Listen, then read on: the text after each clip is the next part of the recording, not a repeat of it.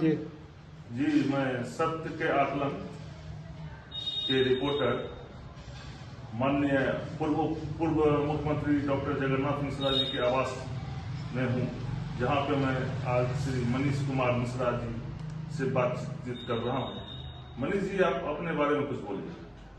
सबसे पहले तो ललित जी आपको नमस्कार। और एक त्रुटि है, मेरा नाम में कुमार नहीं लगा हुआ है, मेरा नाम मनीष मिश्रा है। जी। और आज रविवार है, सूर्य का दिन है, तो सबसे पहले मैं कहता हूँ ओम सूर्य सूर्याय से नमः। गायत्री मंत्र है, गायत्री मंत्र का जाप है ओम भूर्भुवस्सुः तत्सवितुर्वरेण्यं भर्गो देवस्य धीमहि धियो यो नः प्रचोदयात्। सूर्य की आराधना और सूर्य के गायत्री मंत्र का जाप करते हुए अब मैं अपना परिचय आपको देता हूँ। मेरा परिचय, मैं मनीष मिश्रा हूँ, मेरा नाम हुआ। मेरा जन्म 29 सितंबर 1971 को पटना में हुआ था और जन्म के समय ही उसके अंतराल कुछ ही दिनों के बाद मेरे पिताजी स्वर्गीय डॉक्टर जगन्नाथ मिश्रा जी बिहार के मंत्री बने। सबसे पहले इरिगेशन मंत्री बने, फिर बिजली मंत्री बने, उसके बाद बिहार के मुख्यमंत्री 1975 में बने। बिहार के 3 बार वो मुख्यमंत्री रह चुके हैं और भारत सरकार में वो नरसिम्हा राव जी के दौरान जब वो प्रधानमंत्री थे तब वो रूरल एरियाज, एम्प्लॉयमेंट और एग्रीकल्चर के वो मंत्री थे। मैं नरसिम्हा राव जी के सहायक के तौर पे काम कर चुका हूँ जब वो प्रधानमंत्री थे।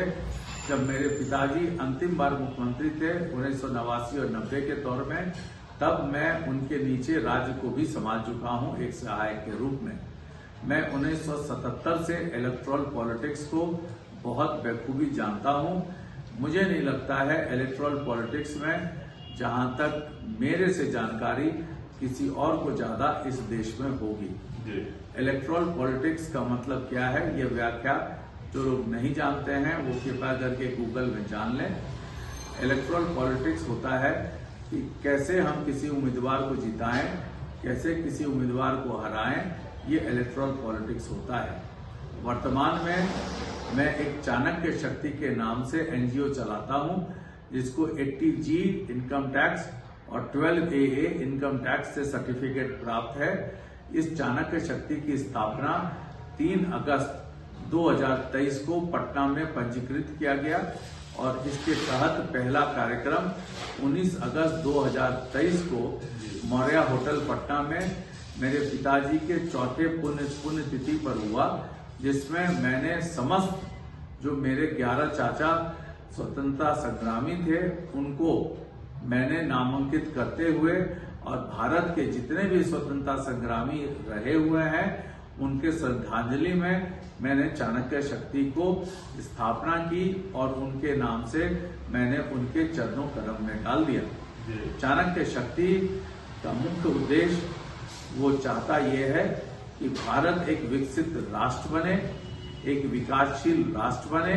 साथ में वो भारत अगले 5 साल में क्राइम से फ्री हो जाए, ना तो सीपीसी के तहत और ना ही सीआरपीसी के तहत कोई भी मुकदमा भारत में ना हो।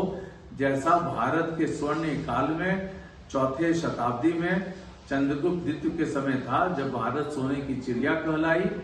और साथ ही मैं ये भी चाहता हूं कि जो 26 नवंबर 1949 को भारत का संविधान पास हुआ, जिस संविधान पीठ के गठित करने में डॉक्टर राजेंद्र प्रसाद उसके प्रमुख थे, डॉक्टर भीमराव अंबेडकर उनके नीचे थे, साथ में एक व्यक्ति और थे। 3 आदमी की कमेटी बनी थी जिन्होंने संविधान को लिखा और उसको संसद कॉन्स्टिट्यूट असेंबली में रखा और उसको पास किया।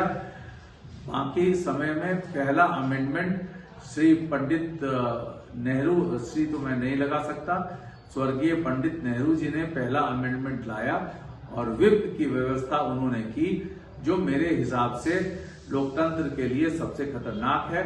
व्हिप आप जैसे लाते हैं तो लोकतंत्र को आप तानाशाही में बदल देते हैं। तो इन सबों के मैं खिलाफ हूं।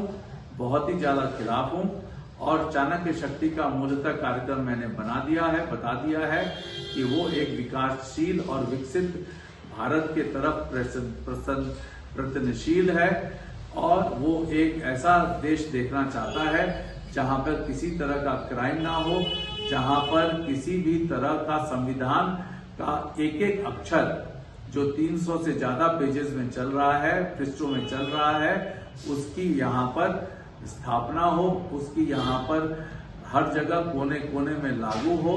आप सबों को ये जान के ताज्जुब होगा कि छुआछूत अभी भी हमारे देश में चल रहा है और हमारा गांव बहुत विकसित कर गया। बिहार में ही हमारा गांव, पैतृक गांव बलुआ बाजार है, वहां पे अंग्रेजी मीडियम का स्कूल है, बहुत अच्छा है। गुरुकुल के व्यवस्था और अंग्रेजी स्कूल जो लॉर्ड मॉकेले ने बनाया 1932 से 1936 के बीच में, दोनों का सामंजस्य करके मेरे भतीजे वहां पर चला रहे हैं। बहुत अच्छा स्कूल चल रहा है, मैं उसको और भी आगे बढ़ाने की चेष्टा कर रहा हूँ। धन्यवाद। संक्षेप में आपने बोला बहुत कुछ।